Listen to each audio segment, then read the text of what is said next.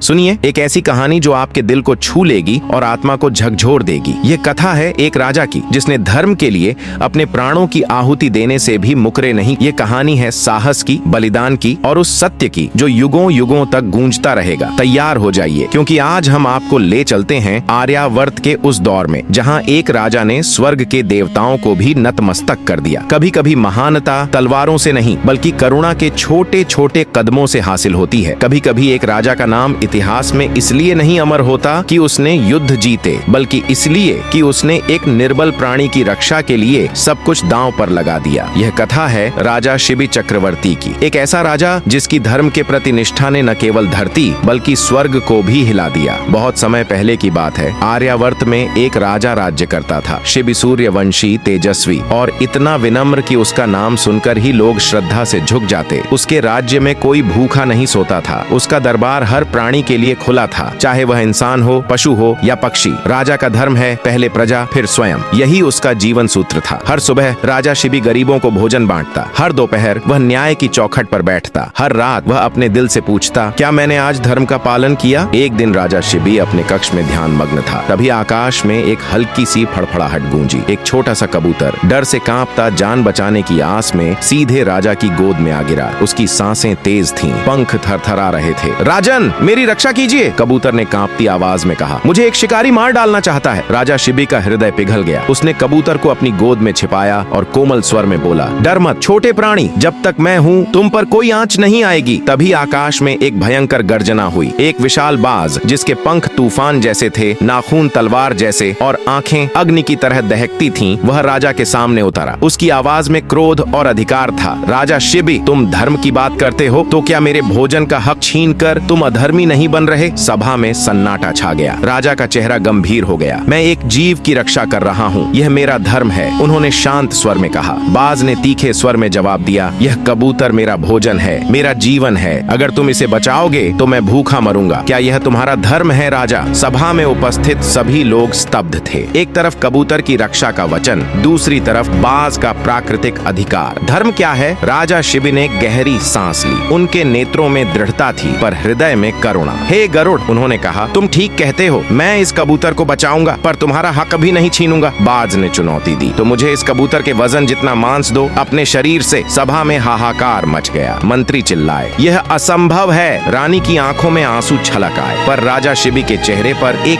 हल्की सी मुस्कान थी। स्वीकार है, उन्होंने कहा। उन्होंने सोने की तराजू मंगवाई। एक पलड़े पर कबूतर रखा गया, दूसरे पर राजा ने अपने शरीर से मांस कटवाने का आदेश दिया। काटते गए, खून बहता गया, मांस तराजू पर रखा जाता रहा पर तराजू बराबर नहीं हुई। कबूतर का पलड़ा हर बार भारी होता गया। जितना मांस काटा उतना ही कबूतर का वजन बढ़ता गया। सभा में कोहराम मच गया। लोग रो रहे थे। राजन, रुक जाइए, रानी ने चीख कर कहा। मंत्री उनके चरणों में गिर पड़े पर राजा शिबी ने हाथ उठाया। धर्म का मार्ग कठिन होता है, रुकना अधर्म है। आखिरकार उन्होंने कहा, अब मैं स्वयं इस तराजू पर बैठता हूँ। जैसे ही राजा शिबी तराजू पर बैठे, एक चमकीला प्रकाश पूरे दरबार में फैल गया। कबूतर और बाज गायब हो गए। उनके स्थान पर प्रकट हुए अग्निदेव और यमराज। राजन, अग्निदेव ने कहा, यह हमारी परीक्षा थी। हम देखना चाहते थे कि क्या कोई राजा ऐसा है जो धर्म के लिए अपनी जान तक दे दे, और तुम सच्चे धर्मराज हो। यमराज ने आगे कहा, तुम्हारी आत्मा कभी पाप की छाया में नहीं पड़ेगी। तुम्हारा नाम युगों युगों तक गूंजेगा। राजा शिबी उठ खड़े हुए। उनके शरीर पर एक खरोंच तक नहीं थी पर उनके हृदय में एक गहन सत्य था। धर्म कभी आसान नहीं होता। कभी कभी वह आपका सब कुछ मांगता है पर जब आत्मा अडिग हो तो स्वयं देवता भी उसे नमन करते हैं। राजा शिबी की यह कथा हमें सिखाती है कि सच्चा धर्म वही है जो बिना पक्षपात, बिना डर और बिना अहंकार के निभाया जाए। यह कहानी हमें याद दिलाती है कि सच्चाई और करुणा के रास्ते पर चलने वाला चाहे कितनी भी कठिन परीक्षा हो, अंत में हमेशा